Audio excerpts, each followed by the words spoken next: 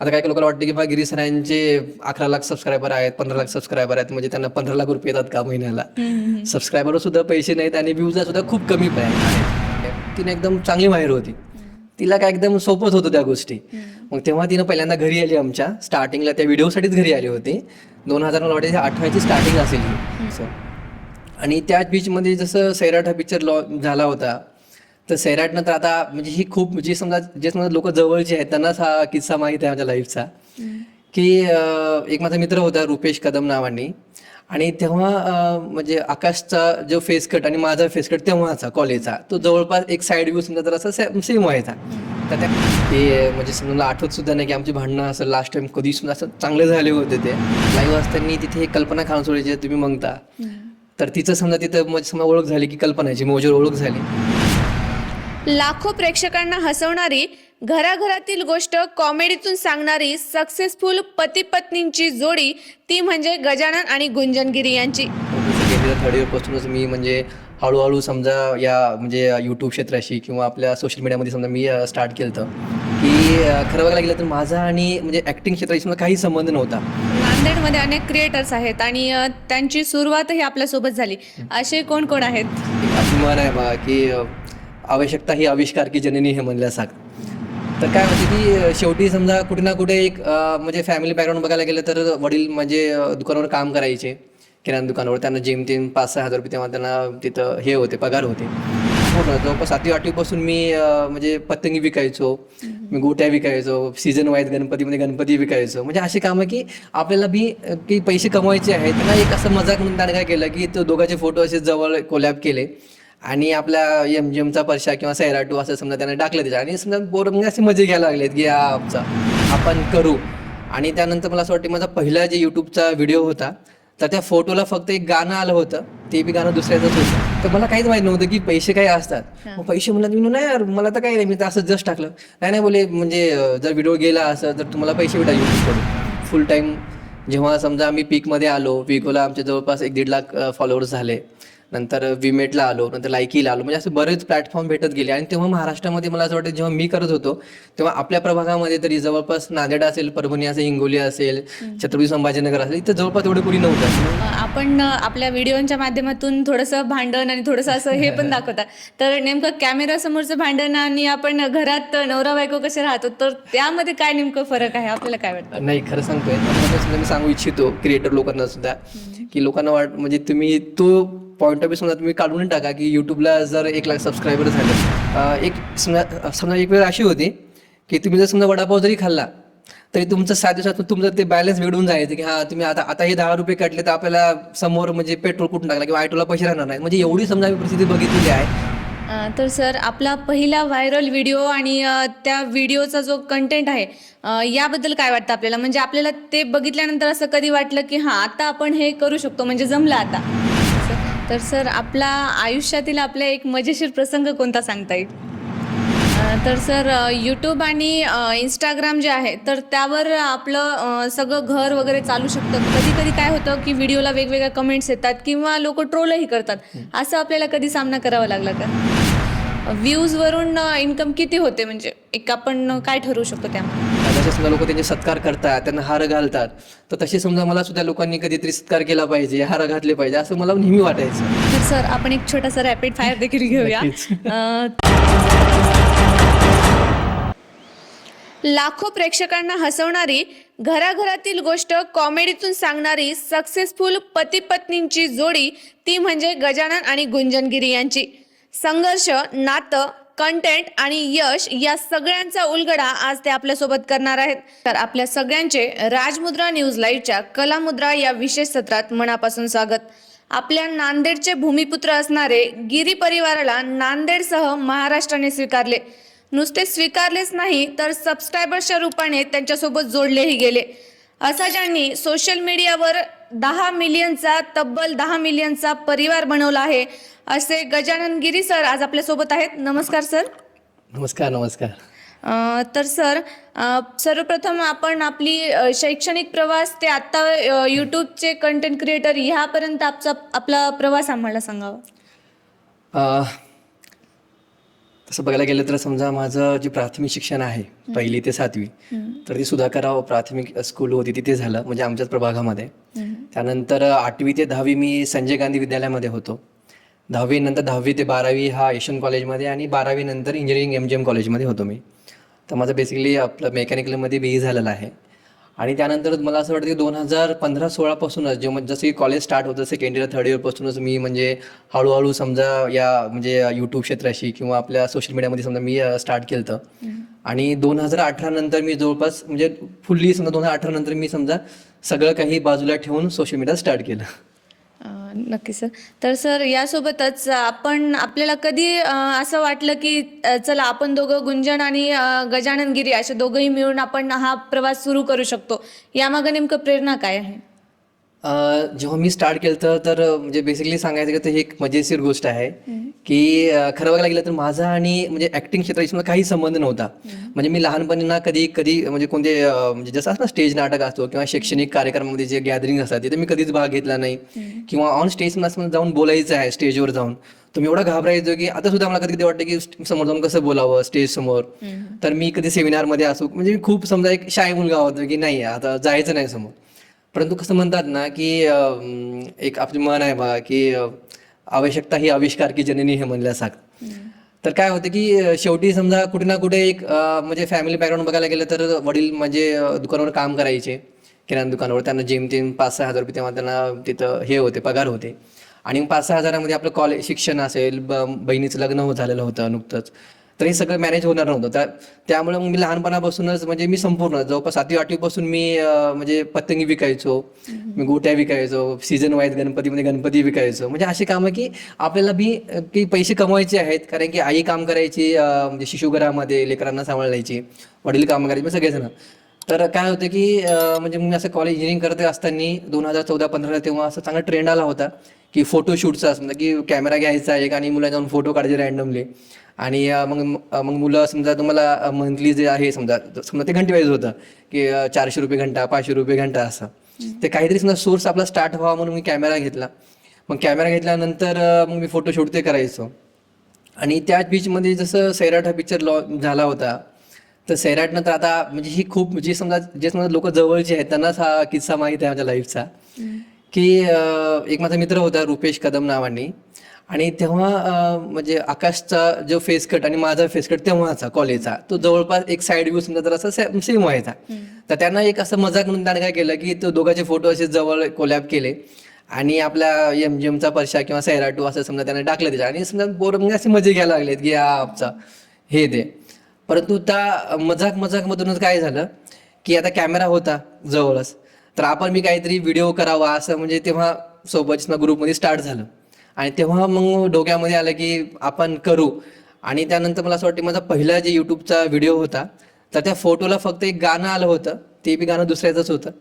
त्या फोटोला आम्ही गाणं लावलं ते आणि ते समजा अपलोड केलं युट्यूबला. तेव्हा जिओ पण नव्हतं, त्याच्यामुळे आम्ही कॉलेजच्या वायफायला आम्ही तो अटॅच करायचो, कारण की पहिलं इंटरनेट जवळपास 350-400 रुपये 1 GB भेटायचं. आणि त्यामुळे आम्ही काय करायचो माहिती आहे का की डायरेक्ट कॉलेजमध्ये गेलं तेव्हाच ऑन करून आम्ही स्टार्ट करायचो. तसं बघता बघता मग तेव्हा तो पहिला व्हिडिओ अपलोड केला. आणि काही दिवसानंतर जवळपास 2-3 महिन्यानंतर त्या व्हिडिओला एक 60,000 काहीतरी ते व्ह्यूज आले होते. मग एक सोरेश नावाचा माझा मित्र होता, सोरेश आणि सुशील. मग त्यांनी मला म्हणले की अरे तुला पैसे किती भेटलेत म्हणजे या म्हणजे व्हिडिओचे. तर मला काहीच माहित नव्हतं की पैसे काय असतात. मग पैसे म्हणलं मी नाही यार मला तर काही नाही, मी तर असं जस्ट टाकलं. नाही बोले म्हणजे जर व्हिडिओ गेला असं तर तुम्हाला पैसे भेटा युट्यूब कडून. आणि कसं पैसा हा जसा शब्द आला तसं आमचं नाही का कान असे टवकारले जायचे, तसं लगेच पैसे म्हणून काय असते. मग त्या दिवशी मी घरी आलो आणि पूर्ण दिवसभर समजा सर्च केलं की युट्यूब काय असतं काय नाही. मग तेव्हा मला माहित झालं की युट्यूबला जर तुम्ही व्हिडिओ टाकले तर तुम्हाला त्यातून अर्निंग भेटतं, हे भेटतं. आणि असं बेसिकली माझं मग युट्यूबचं स्टार्ट झालं की युट्यूब करायचं. मग मी लहान समजा एकटाच व्हिडिओ करत होतो. आणि करत गेल्यानंतर मला स्टार्टिंगला म्हणजे 50,000, 60,000, 70,000 असे चांगले व्ह्यूज समजा येत होते तेव्हा. मग नंतर एक माझ्याकडे एक स्क्रिप्ट होती छोटीशी, त्याच्यामध्ये मला एक शिक्षिका म्हणून एक मुलगी पाहिजे होते. गुंजनची माझी ओळख 2011 पासून होते. मग तेव्हा मी गुंजनला म्हणलं की चल तू समजा तो रोल करतो का. आणि गुंजन एकदम पहिल्यापासून एकदम तिनं भाषण करण्यामध्ये, रांगोळी स्पर्धामध्ये तिने एकदम चांगली माहिर होती. तिला काय एकदम सोपंच होतं त्या गोष्टी. मग तेव्हा तिनं पहिल्यांदा घरी आली, आमच्या स्टार्टिंगला त्या व्हिडिओसाठीच घरी आली होती.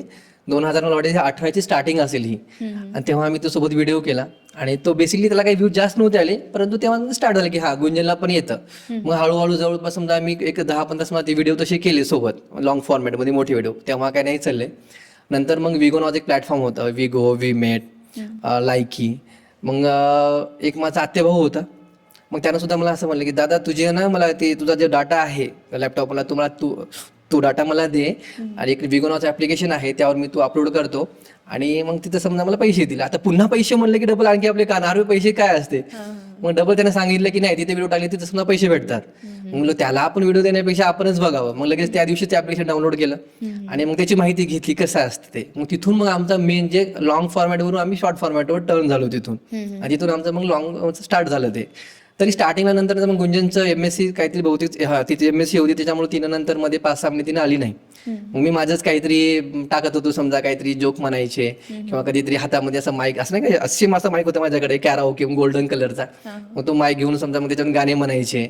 मग तेव्हा तिथं 10 रुपये 15 रुपये समजा तिथं ते डेली यायचे. परंतु 10-15 रुपये सुद्धा, कारण की जो मुलगा समजा महिन्याला कमवतोच 3-4 हजार रुपये, त्यासाठी जर समजा डेली जर 20-30 रुपये येत असतील तर तो महिन्याला 600 रुपये महिना, म्हणजे आपलं 600 म्हणजे आपलं पेट्रोल होतं गाडीचं.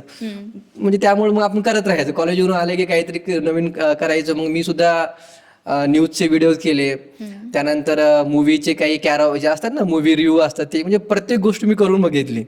आणि शेवटी नंतर एक काळा बैल पांढरा बैल नावाचा एक व्हिडिओ होता.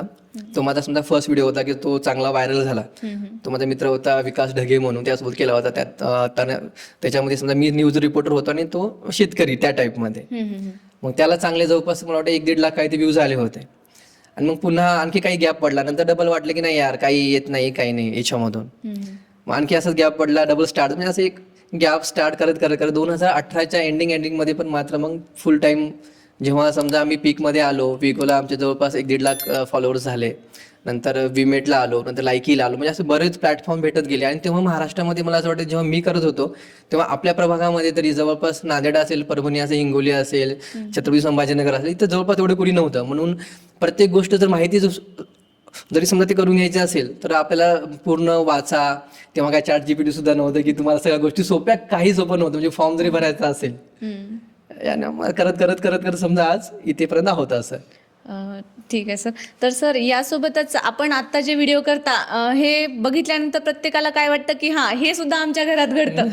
तर हे नेमकं म्हणजे कसं आपल्याला काय म्हणजे हे कसं सुचलं की हे गोष्ट बेसिकली तोच मुद्दा येतो की शेवटी जर समजा लोकांना म्हणजे आवडायचं असेल तर लोकांना असं पटलं पाहिजे की हा नाही तो मीच आहे. म्हणजे जो समजा कॅरेक्टर असतो तर प्रत्येकाला लेडीज असेल किंवा जेंट्स असेल तर त्याला वाटलं पाहिजे की तो कॅरेक्टर मी स्वतः प्ले करत आहे.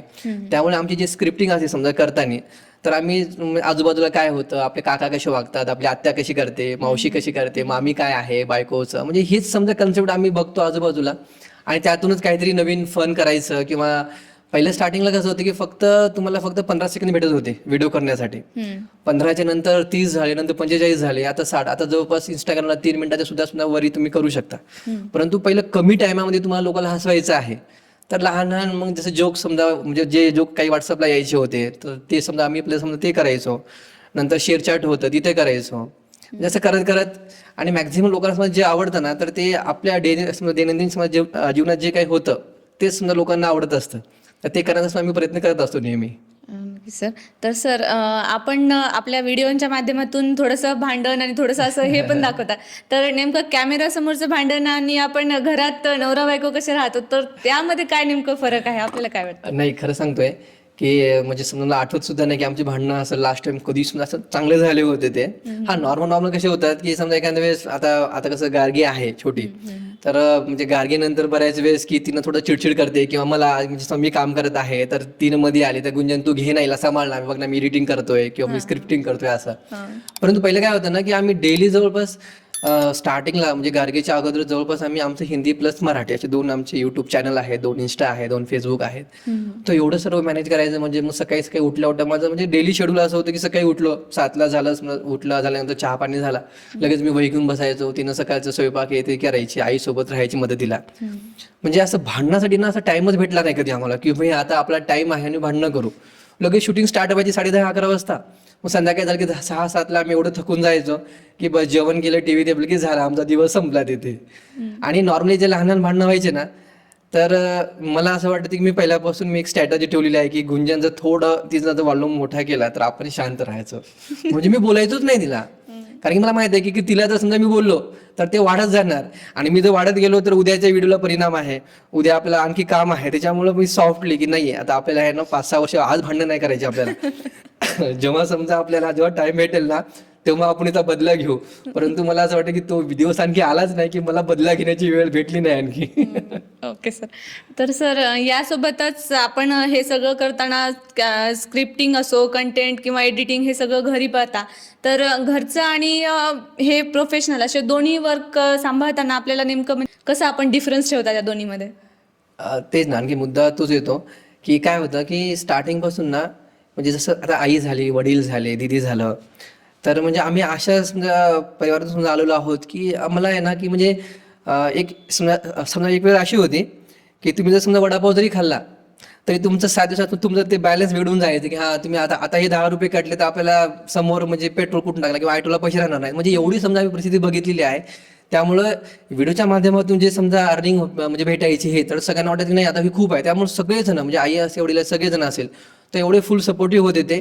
कारण की डायरेक्टली आमचं म्हणजे म्हणतात ना की बा तुमचं एक म्हणजे इथून अगोदरचा प्रवास आणि इथून समोरचा प्रवास तर सगळ्यांना दिसलं की आज जर समजा आपण मेहनत घेतली, आज जर आपण सगळ्यांनी याला टाइम दिला तर येणारं भविष्य आपलं खूप वेगळं राहणार आहे. आणि आज सुद्धा आम्हाला असंच वाटतं की जर आपण अशी मेहनत करत गेलो तर आपल्याला येणाऱ्या काळामध्ये काहीतरी वेगळं आपलं आयुष्य बनणार आहे. आणि त्या एका जे मोटिवेशन म्हणतात ना आपण, आणि त्या एका मोटिवेशनमुळे ना सगळेजण फक्त प्रायोरिटी व्हिडिओसाठी होती. त्यामुळे आई लवकर लवकर करायची असं कधी झालं नाही की सासूनं असं म्हणली की नाही आता हिनं सून आहे तर हिनं सेवा केली पाहिजे, किंवा सुनेला असं नाही वाटलं पाहिजे की मीच संपूर्ण करायला, आई काहीच करणं झाली. त्याच्यामुळे दोघींचं कोऑर्डिनेशन एवढं चांगलं होतं आणि ते पहिल्यापासून असल्यामुळे ना मला तिथं खूप सपोर्ट भेटला.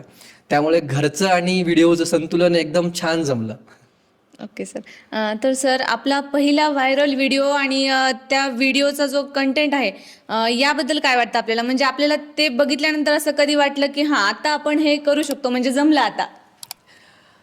जसं माझा जवळपास ना मी नियर अबाउट 7,000 ते 8,000 व्हिडिओज बनवलेत आतापर्यंत शॉर्ट्समध्ये.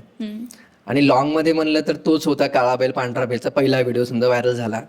आणि शॉर्टमध्ये मला असं वाटते की जेव्हा जेव्हा समजा मी टिकटॉक करायचो तर तेव्हा इंदोरीकर महाराजांचे नाही का व्हॉइसवर आपण करायचो की म्हणजे व्हॉइस त्यांचा आणि लिपसिंग आपले. तर मी तेव्हा बरेच जवळपास 200-250 व्हिडिओ मी इंदोरीकर, माझे प्रति इंदोरीकर सुद्धा काही जण मला तेव्हा म्हणायचे. आता बऱ्याच लोकांनी आता विसरले सुद्धा असतील, कारण की लोक आता एवढे व्हिडिओ झालेत की लोक जुने विसरून जातात. तर मी पूर्ण इंदोरीकर महाराजांसारखं डोक्यावर टोपी घ्यायचो, तर मग डोक्यावर टोपी घ्यायचो, गळ्यामध्ये पूर्ण माळा घालायचा, हातामध्ये टाळ घ्यायचा आणि समोर असं स्टुडिओ कॅमेरा ठेवून त्याला म्हणजे एक माईक ठेवायचं आणि त्यांच्यावर सुद्धा लिपसिंग करायचो. आणि बॅकग्राऊंडला गुंजन पूर्ण पदर घ्यायची डोक्यावर, तिनं सुद्धा चंद्रकोर काढायची, म्हणजे पूर्ण मराठी लुक करायचो आम्ही. आणि त्यांच्या याच्यावर समजा म्हणजे मी लिपसिंग करायचो आणि गुंजन समजा बॅकग्राऊंड समजा तिनं हे आहे एक प्रेक्षक आहे म्हणून तिनं करायची. तर त्यांचे व्हिडिओ समजा आमचे चांगले व्हायरल झाले होते. आणि मग तिथूनच समजा आमचं असं वाटलं की चला आता यांच्या व्हिडिओ समजा आपण व्हायरल झालो आणि आमचे समजा फॉलोवर 5,000चे 10,000 व्हायले, 10चे 15 व्हायलेत. आणि नंतर मग करता करता मला असं वाटतं की 1 मे होता आणि 1 मेला जे महाराष्ट्र दिन आहे तर तेव्हाच मग आम्ही काय केलं की तेव्हा समजा शुभेच्छा व्हिडिओ बनवला होता.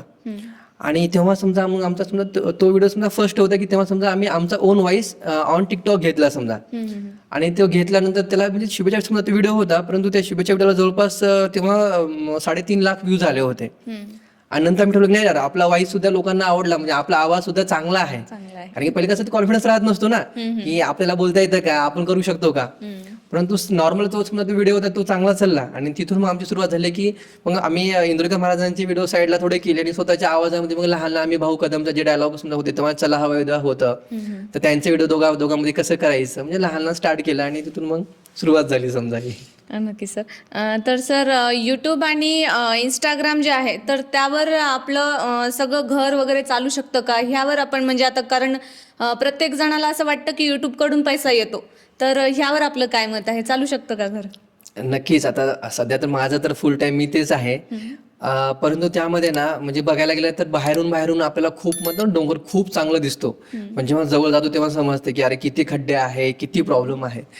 तर जेव्हा समजा मी स्टार्ट केलं होतं, जेव्हा कॉलेजमध्ये होतो तेव्हा मी, तर एक वेळ अशी पण आली होती की यूट्यूब माझं बॅन झालं होतं, त्याच्यामध्ये क्लेम लागला होता आणि 30 डेज माझं म्हणजे यूट्यूब माझं सस्पेंड, जो ॲडसन्स अकाउंट समजा ते सस्पेंड झालं होतं. तर तेव्हा असं वाटलं की नाही यार, आपण जवळपास 1-1.5 लाखाचा आपण पल्ला गाठला नाही. तेव्हा मला वाटतं 80,000 काही समजा म्हणजे सबस्क्रायबर होते आणि यूट्यूब माझं बॅन झालं तेव्हा. मग तेव्हाचा तो म्हणजे खरं प्रेशर काय राहतं की एवढी मेहनत केली आणि वन डे पूर्णच गेलं होतं. तरी नंतर समजा म्हणजे सांगायचं तात्पर्य हे माझं की फुल टाईम तेव्हा समजा असं काही नव्हतं की फुल टाईम आपला काय, फक्त आपला बॅक टू बॅक समजा आपलं कॉलेजचं थोडंफार खर्च निघावा, पेट्रोलचं निघावं, नॉर्मली निघावं, असं ते होतं ते. आणि नंतर करता करता मग नंतर जेव्हा समजा विगोला आलो आम्ही, तर विगो ॲपला आम्हाला जे कॉमेडीजमध्ये व्हिडिओ होते तर तेव्हा मंथली मला असं वाटतं की मला 50,000 60,000 तेव्हा समजा अर्निंग झाली.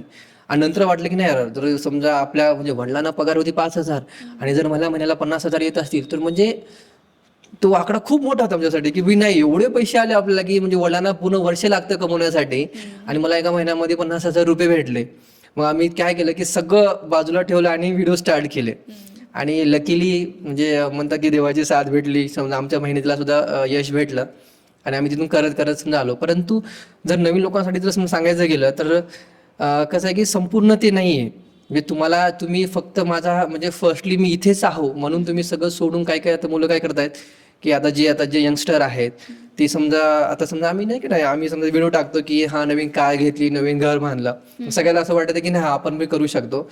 परंतु जर समजा तुम्ही डेटा बघितला तर फक्त मोजके 1-2% समजा लोक आहेत सोशल मीडियामध्ये पूर्ण आपल्या देशामध्ये की ते फक्त पैसे कमवतात आणि बाकी सगळेजण फक्त व्हिडिओज बनवत आहेत, मेहनत त्यांचा वेळ जात आहे, परंतु आउटपुट काही नाही आहे. हां, पण तुम्ही जर समजा सातत्य ठेवलं किंवा नवीन काहीतरी करत असलो तर एक ना एक दिवस सोशल मीडियामध्ये असं नाही की तुम्हाला काही खूपच तुमच्या बॅकग्राऊंडला काही लोक मोठे पाहिजेत किंवा काही तुमचं परिवार तसा पाहिजे. कोणी जरी असलं सामान्य म्हणून तुम्ही करू शकता. आणि परंतु हाच मेन सोर्स आहे असं तुम्ही केलं नाही पाहिजे. कारण की जर बघायला गेलं ना, जेव्हा लॉकडाऊन लागलं होतं तेव्हा मी टिकटॉकला माझे हिंदीमध्ये 2.1 मिलियन माझे फॉलोअर होते. इंस्टाग्रामला आपलं टिकटॉकलाच माझ्या मराठीमध्ये मी फर्स्ट क्रिएटर होतो ज्याला समजा पूर्ण महाराष्ट्रामध्ये त्याला समजा ब्ल्यू टिक भेटलं होतं. तेव्हा पूर्ण महाराष्ट्रामध्ये समजा मी पहिला होतो. आणि लायकीला म्हणजे माझे जवळपास 35 मिलियन होते. आणि आम्ही असं समजा नाही पूर्ण परिवार लॉकडाऊन लागलो सगळे समजा जेवण करत बसलो होतो आणि न्यूज लावलं आणि मोदी साहेब आले आपले आणि म्हणले की टोटल चायनीज ॲप्लिकेशन बंद. म्हणजे काही सोर्स नसताना तेव्हा तर काही वडील सुद्धा म्हणजे घरीच होते आणि आम्ही सुद्धा पूर्ण अर्निंग सोर्स जे होतं आमचं ते होतं टिकटॉकवर, हॅलो ॲप, लायकी ॲप, वीमेट ॲप.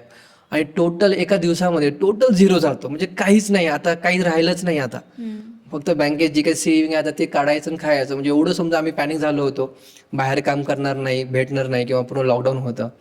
म्हणजे सांगायचं की म्हणजे तुम्ही एकदम सोशल मीडियामध्ये तुम्ही खालून वर पण जाता आणि वरून कधी तुम्ही खाली असाल काही तुम्ही सांगू शकत नाही, त्यामुळे प्रेडिक्शनच नाही. परंतु लकीली म्हणतात ना की जर ठीक आहे जे प्लॅटफॉर्म जरी गेले पण आमच्यातली जी कला होती तेव्हा त्या टाईमपर्यंत आमची कला जरा चांगल्या लेवलला होती किंवा समजा आमचं नाव झालं होतं. त्यामुळे लगेच प्लॅटफॉर्म गेल्यानंतर आम्हाला बाकी जे ॲप्लिकेशन होते समजा जे नवीन मेड इन इंडिया होते, जसे की चिंगारी झालं होतं, त्यानंतर रोपोसो झालं होतं, शेअरचॅट झालं होतं. मग इथल्या लोकांनी समजा आम्हाला कॉन्टॅक्ट केला आणि ते प्रवास समजा चालू राहिला. परंतु नवीन लोकांना माझं म्हणणं हेच आहे की तुम्ही स्टार्टिंग करताना फुल टाईम ॲज अ करिअर नका बनू. एक साईडली तुमचं पॅशन म्हणून आहे, तुम्हाला म्हणजे आवड आहे म्हणून तुम्ही स्टार्ट करा. आणि केल्यानंतर जर तुम्हाला वाटलं की हां आता मला मंथली चांगलं यायले किंवा आता मी चांगलं करू शकतो, तेव्हा मग तुम्ही याच्यामध्ये फुल टाईम आहे, आपण स्टार्टिंग नकोच. म्हणजे ऑप्शन ठेवायलाच पाहिजे. ऑप्शन नाही, नक्की हवंय आहे. आणि आता सुद्धा आम्हाला असं वाटतं की हां जर समजा तुम्ही आता करताय, कारण की कसं आहे माहिती आहे का, कारण की जवळपास ही जी फील्ड आहे याच्यामध्ये काय असतं की बाकी फील्डमध्ये कसं की समजा जसं समजा तुम्ही ओल्ड होत राहतात तर तुमचं म्हणजे वाढत जातं, पण इथं तसं नाही, इथं उलट आहे की लोक तुम्हाला बघून म्हणून तुम्हाला समजा लोक किती बघतील ना. कारण की कसं आहे, लोकांना हिरोईन सुद्धा, हिरो असतील सुद्धा, आज हा असतो, उद्या दुसरा, परवा तिसरा, म्हणजे नाविन्य पाहिजे. परंतु मला असं वाटतं की आम्ही मागील 6 वर्षापासून हे टिकून ठेवलं आणि बघू, प्रयत्न करू की भविष्यामध्ये सुद्धा टिकून ठेवू. नक्कीच सर, तसे आपले परिश्रमही आहेत. तर सर यासोबतच आपण आत्ताच म्हणलात की प्रेक्षकांना दररोज नवीन काहीतरी पाहिजे असतं, तर आत्ता जे यूट्यूबर्स आता नवीन सुरुवात करतायत तर त्यांनी नेमकं कंटेंट कसा निवडायला पाहिजे, आपल्याला काय वाटतं? हां, आत्ताचं काय होतं की जेव्हा मी स्टार्ट केलं ना तेव्हा लॉंग फॉर्मॅटचे व्हिडिओ होते. तेव्हा शॉर्टला पेक्षा समजा लोक लॉंग म्हणजे जवळपास 4 मिनिट, 5 मिनिट, 10 मिनिट, 15 मिनिट असं. पण सध्या कसं झालं की सध्या आता लोकांकडे टाईम नाही राहिला आणि रील्समुळे किंवा यूट्यूब शॉर्ट्समुळे काय झालं की लोकांची जी मेंटॅलिटी आहे की त्यांना कमी वेळ समजा जे त्यांना वेळ कमी पाहिजे पण कमी वेळेस त्यांना हसून जायचं आहे किंवा काही त्यांना इन्फॉर्मेशन घ्यायची आहे. त्यामुळे सध्यासाठी तर असं वाटतं की तुमचं जे शॉर्ट फॉर्मॅट आहे म्हणजे स्टार्टिंग जर समजा तुम्हाला करायचं असेल तर तुम्ही 30 सेकंड ते 60 सेकंद तुम्हाला काय करता येईल ते तुम्ही करा. आणि हळूहळू जेव्हा समजा तुमचं एक चांगलं तुमचं फेस व्हॅल्यू बनेल किंवा लोक तुम्हाला तुमचा एक चांगला समजा तुमचं सबस्क्रायबर बेस बनेल त्यानंतर तुम्ही हळूहळू समजा लॉंग फॉर्मॅटमध्ये या. नक्की सर. तर सर यासोबतच कधी कधी काय होतं की व्हिडिओला वेगवेगळ्या कमेंट्स येतात किंवा लोक ट्रोलही करतात, असं आपल्याला कधी सामना करावा लागला का? तेच ना, माझी कसं माहिती आहे ना, आमची सुरुवात झाली होती जवळपास इंदुरीकर महाराजांच्या व्हिडिओजमुळे. आणि तेव्हा आम्ही स्टार्ट केलं होतं डोक्यावर टोपी, गुंजनचा पदर. त्यामुळे कसं माहिती आहे का की आपण बघतोय की आता सुद्धा की भावनिकतेमध्ये जेव्हा आपण जातो ना तर बरेच लोकांना माहिती आहे की मग आमचा तो ना तो पदर आणि टोपी आणि या पदर आणि टोपीमुळे समजा आम्हाला ब्ल्यूटिक भेटलं होती टिकटॉकवर. आताचं ब्ल्यूटिक आणि तेव्हाच्यामध्ये खूप फरक होता. आता तुम्ही म्हणली तुम्ही काहीतरी चार्जेस देऊन इंस्टाग्रामला तुम्ही तो टिक घेता पण तेव्हा ते भेटणं म्हणजे वन ऑफ द समजा एक मेडल समजा तुम्हाला भेटल्यासारखं होतं ते. आणि मला आठवते त्या आमच्या त्या वेशभूषेमुळे ना मला कधीच ट्रोलिंगचा कधी माझ्यावर कधी आलंच नाही. कारण की लोकांना वाटत की हा खूप आदर्श जोडी आहे, खूप संस्कृतीला जोडून म्हणजे त्यांनी म्हणजे या काळामध्ये समजा नाही का टोपी घालून तो मुलगा व्हिडिओ बनवतोय, ती मुलगी पदर पडू देत नाहीये. त्यामुळे लोकांनी आम्हाला कधी ट्रोल केलं नाही आणि लोकांच्या मनामध्ये कसं एक आदर्श व्यक्तिमत्व आहे. आणि तुम्ही समजा आज समजा तुम्ही बघा आमचे समजा कोणत्या समजा तुम्ही व्हिडिओ काढा त्या व्हिडिओमध्ये कधीच तुम्हाला म्हणजे जसं डबल मिनिंग असेल किंवा कोणाला शिव्या द्यायलेत किंवा काहीतरी अपशब्द वापरायत तर असं कंटेंट आमचा कोणताही नाही. आणि म्हणजे पूर्ण लहान लेकरांपासून ते आजी आजोबापर्यंत सगळेजण बसून फॅमिली कंटेंट आम्ही बनवतो. त्यामुळे मला म्हणजे असं कधी आठवत सुद्धा नाही की कधी कोणी मला घाणेरडी कमेंट केली किंवा काहीतरी म्हणलं, असं कधी काही झालं नाही. नक्की, म्हणजे तुमचा कंटेंटही तसा आहे. कंटेंट आणि सांगतो ना म्हणजे आता समजा आम्ही काय केलं माहिती आहे का की मला असं वाटतं 2022-23 नंतर मग आम्ही हळूहळू काय केलं की थोडं पदरचं हे केलं, नंतर थोडं समजा ते टोपी साईडला गेली का. त्याचं कारण काय माहिती आहे की तुम्हाला म्हणतात ना की जर तुम्ही जर समजा अपडेट नाही झालात तर तुम्ही नाही समजा टिकणार. मग आम्ही हळूहळू समजा जसं लोकांना पाहिजे आहे त्यानुसार मग कसं आणि म्हणजे बरेच काही ब्रँड्स लोक होते की नाही सर आमच्या ब्रँडला म्हणजे हा थोडंसं मॉडर्न पाहिजे किंवा हा, तर आम्ही हळूहळू स्टेप बाय स्टेप समजा तो हे केलं. परंतु बऱ्याच लोकांमध्ये आता सुद्धा तोच इमेज जी बनलेली आहे टोपी पदर आणि आपली संस्कृती महाराष्ट्राची, त्यामुळे लोक एक आदर्श व्यक्तिमत्वानं बघतात आपल्याला. आणि आम्ही सुद्धा प्रयत्न करतो की आपल्याकडून आपल्या भाषेमधून किंवा आपल्यामधून काही तसं जाऊ नये काही. नक्की सर. तर सर यासोबतच आता आपण जे म्हणलात की आपण यूट्यूब किंवा इंस्टाग्रामवरून सुद्धा इन्कम कमवू शकतो. तर आत्ताचे जे व्ह्यूज आहेत, सध्याचे जे व्हिडिओज आहेत त्याच्यामध्ये म्हणजे आपण काय सांगाल की व्ह्यूजवरून इन्कम किती होते, म्हणजे एक आपण काय ठरवू शकतो त्यामध्ये? जेव्हा मी स्टार्ट केलं होतं ना 2015, 16, 17, 18 मध्ये तर तेव्हा बेसिकली ॲव्हरेज असं होती की तुम्हाला जर 1000 व्ह्यूज आले तुमच्या व्हिडिओला तर 1000 तुम्हाला कमीत कमी समजा तुम्हाला 60 रुपये 70 रुपये समजा तुम्हाला ते यायचे. परंतु आता एवढं कॉम्पिटिशन झालेलं आहे आणि एवढे क्रिएटर झालेत त्यामुळे आता शॉर्ट व्हिडिओ जे आहेत तर जर समजा तुम्हाला 1 लाख जरी व्ह्यूज आले तरी तुम्हाला हार्डली 100 रुपये 150 रुपये फक्त येतात. म्हणजे बेसिकली लोकांना असं वाटतं की खूप सारे पैसे येतात, तसं काही नाही, खूप कमी येतात. आणि लॉंग फॉर्मॅट व्हिडिओ जर समजा तुम्ही केलात त्याला सुद्धा जर 5-6 हजार व्ह्यूज आले तर तुम्हाला कुठं समजा 100-150 रुपये येतात. म्हणजे बघायला गेलात तर हे गणित खूप म्हणजे बेसिकली बसतच नाही की तुम्ही पूर्णतः तुम्ही म्हणजे नाही का की बऱ्याच लोकांना समजा असं वाटतं की 1 व्ह्यूला 1 रुपया येतो, म्हणजे आणखी लोकांना तसं भ्रम आहे ते, परंतु तसं काही नाहीये. खूप सारे व्ह्यूज गेल्यानंतर तुमची बेसिक अर्निंग स्टार्ट होते. आणि मेनली जो सोर्स असतो म्हणजे क्रिएटर लोकांचा तो असतो ॲडव्हर्टाइजमेंट. तुम्हाला जे जाहिराती भेटतात त्यातूनच तुमचा उदरनिर्वाह होत असतो असं आहे. म्हणजे लोकांना असं वाटतं की नाही फेसबुकला इतके व्ह्यूज आले म्हणजे तुम्हाला एवढे पैसे येतात. तर तुमच्या माध्यमातून समजा मी सांगू इच्छितो क्रिएटर लोकांना सुद्धा की लोकांना म्हणजे तुम्ही तो पॉईंट ऑफ व्ह्यू समजा तुम्ही काढून टाका की युट्यूबला जर 1 लाख सबस्क्रायबर झाले, आता काही लोकांना वाटतं की बा गिरीश सरांचे 11 लाख सबस्क्रायबर आहेत 15 लाख सबस्क्रायबर आहेत म्हणजे त्यांना 15 लाख रुपये येतात का महिन्याला. सबस्क्रायबर सुद्धा पैसे नाहीत आणि व्ह्यूजला सुद्धा खूप कमी आहेत. मॅक्झिमम जो पार्ट आहे तो सगळ्या क्रिएटर लोकांचा ॲज अ जाहिराती. तर सर आजकाल प्रत्येकाला वाटतं की व्हायरल व्हावं, तर पण हे जे लोकांच्या डोक्यात बसलेलं आहे तर ह्यामागे नेमकं काय कारण आहे, आपल्याला काय वाटतं? नाही नक्कीच म्हणजे लहान माणसांपासून नेत्यांपासून सगळ्यांचा असतो की आपल्या लोकांनी आपल्याला बघावं बोलावं, एक फेस आपल्या लोकांमध्ये जावं.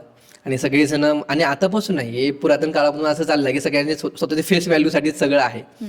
आणि नक्की सोशल मीडिया पहिलं कसं होतं ना, की जेव्हा सोशल मीडिया नव्हतं तेव्हा मेन कारण की फक्त हिरो हिरोईन जे मोठ्या पडद्याचे आहेत, तर तिथे कोण जायचं, एक तर तुम्ही स्टार किड्स पाहिजे, तुमचे वडील आई कोणीतरी त्या इंडस्ट्रीमधलं पाहिजे, तर तुम्ही होत होतो. परंतु आज सोशल मीडियामुळे प्रत्येक घराघरापर्यंत तुम्ही सामान्यातला सामान्य माणूस सुद्धा आज लोकांच्या मोबाईलच्या माध्यमातून पोहोचू शकतो आणि स्वतःतली कला असेल किंवा काहीतरी वेगळं कला जे आपल्यातलं आहे ते आज खूप चांगलं माध्यम भेटलं सगळ्यांना सोशल मीडियामुळे. आणि सगळ्यांनी, आणि मला असं वाटतं की सगळ्यांचं अकाउंट पाहिजे, सगळ्यांनी करावं.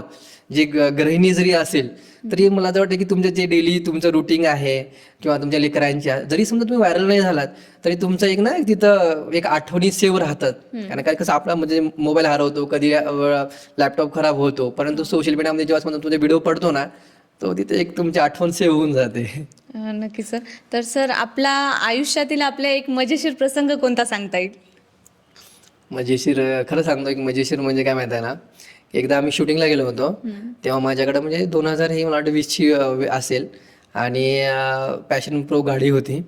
आणि म्हणजे मी, माझा cameraman, in the sense cameraman म्हणजे माझा तो भाऊच आहे, आत्ते भाऊ आहे छोटा, तो आणि गुंजन, आम्ही समजा तिघंजण गेलो एका आपल्या पासद गावामध्ये गेलो होतो शूटिंगसाठी. तिथे गेलो आणि तिथे गेल्यानंतर शूटिंग झाली आणि गावातले काही मुलं होते समजा, तर त्यांनी आम्हाला बघितलं आणि त्यांना वाटले अरे स्टार आले जवळपास, कारण की तेव्हा सुद्धा म्हणजे सगळ्यात जास्त फॉलोअर्स आपलेच होते. त्याच्यामुळे त्यांनी आमच्यासमोर, त्यांनी मागे मागे समजा त्यांनी आलेत फोटो काढण्यासाठी आणि आम्ही चलो ट्रिपसी, म्हणजे मी गाडी चालवायलो, मध्ये भाऊ बसले आणि गुंजन मागे बसले. म्हणजे तो एवढी ऑकवर्ड फिलिंग होती की यार हे म्हणजे ही लोकांसोबत सेल्फी काढणार आहेत आणि आपली पॅशन प्रो गाडी आहे, आणि म्हणजे ऍक्टर, नावाला ऍक्टर झाला पण तो हा गाडी चालवायला आहे, मागे बसलाय म्हणजे. आणि त्यांनी मग हात दाखवू थांब, आवाज देतो, गो गिरी सर, ओ गिरी सर, असं करू. आम्ही समोर समोर चल, म्हणजे आम्ही त्यांना इग्नोर करायलो की नाही आपल्याला थांबायचं नाही बा. पण ते मुलं असे फास्ट गाडी घेऊन आले आणि डायरेक्ट समोर थांबले की नाही सर थांबा ना, फोटो घ्यायचा, फोटो घ्यायचा. मग तेव्हा ठरवलं की नाही यार, यार ट्रिपसी जायचं नाही. तर तो प्रसंग असं वाटतं की हा म्हणजे फील्डमध्ये आल्यानंतर. नक्की सर. तर आपला आत्तापर्यंतचा प्रवास खूप म्हणजे एकतर खडतरही होता आणि तेवढं त्यात मेहनतही आहे.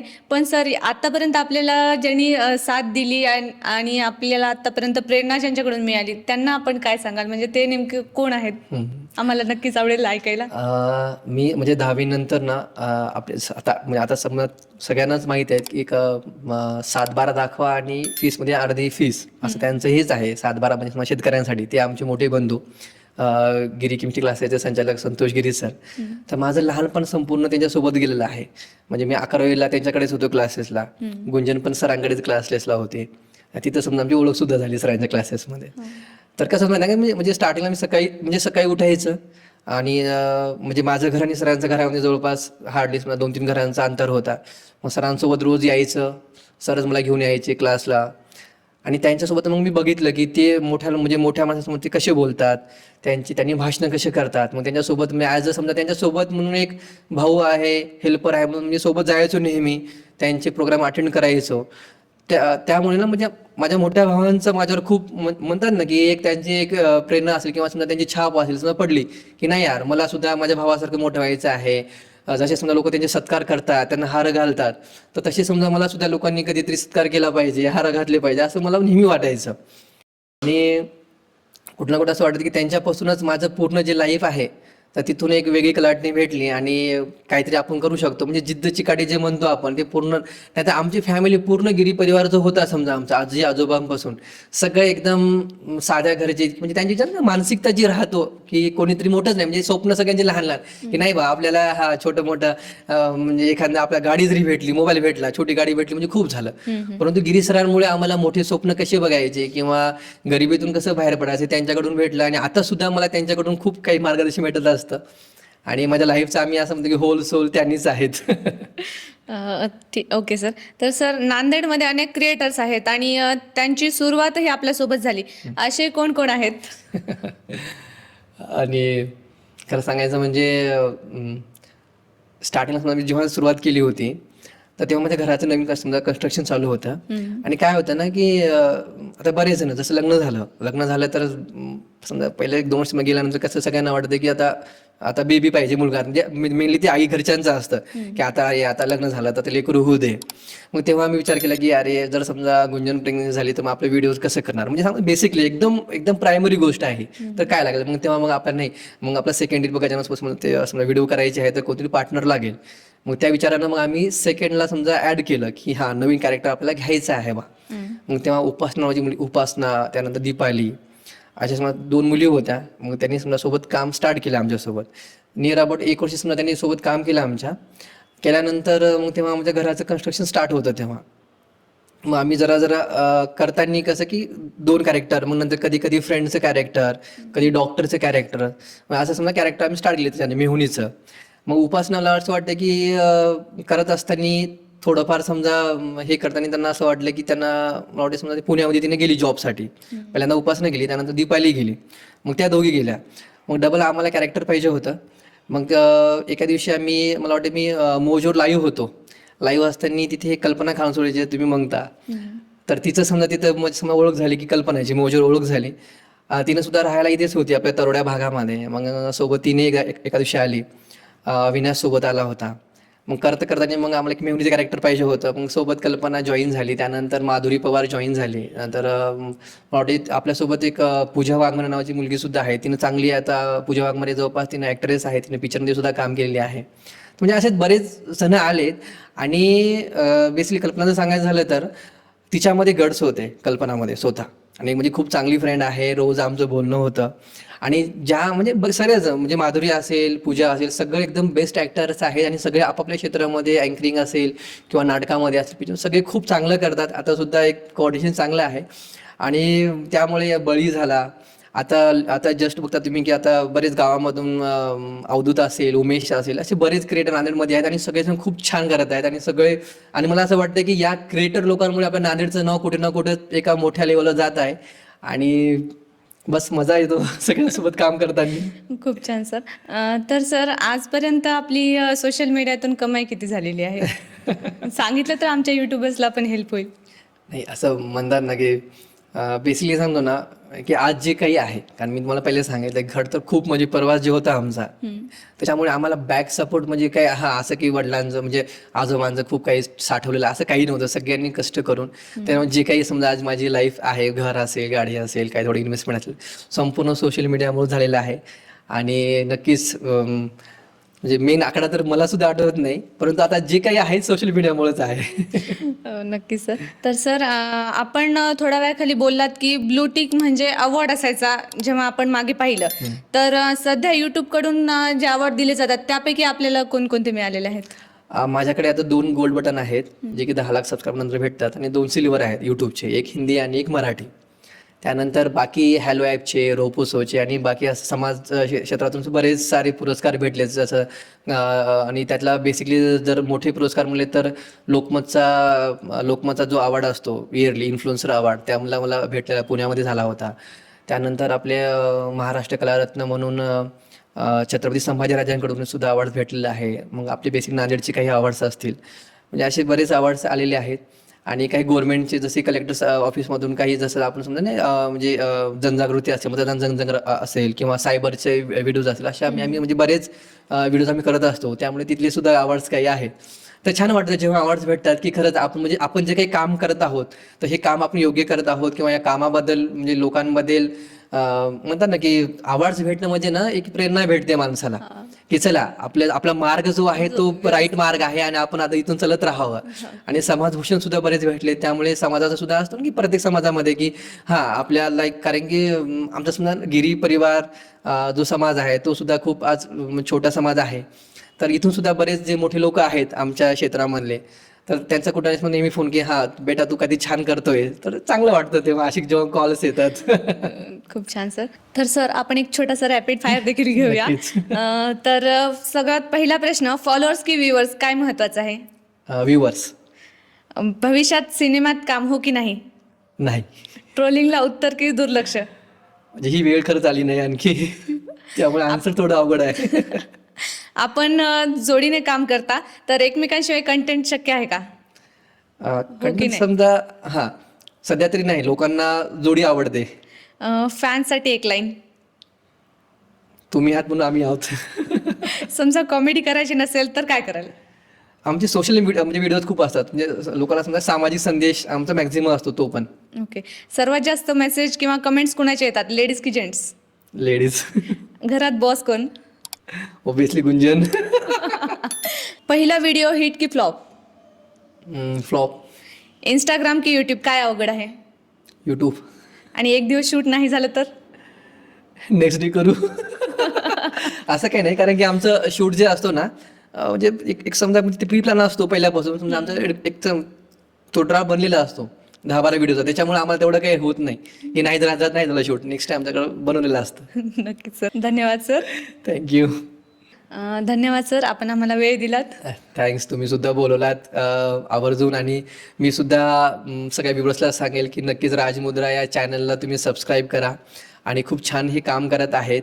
आणि नक्कीच आपल्या नांदेडच्या जे काही प्रश्न असतील, सामाजिक असतील, राजकीय असतील, हे खूप चांगल्या प्रमाणात त्यांनी मांडत आहेत.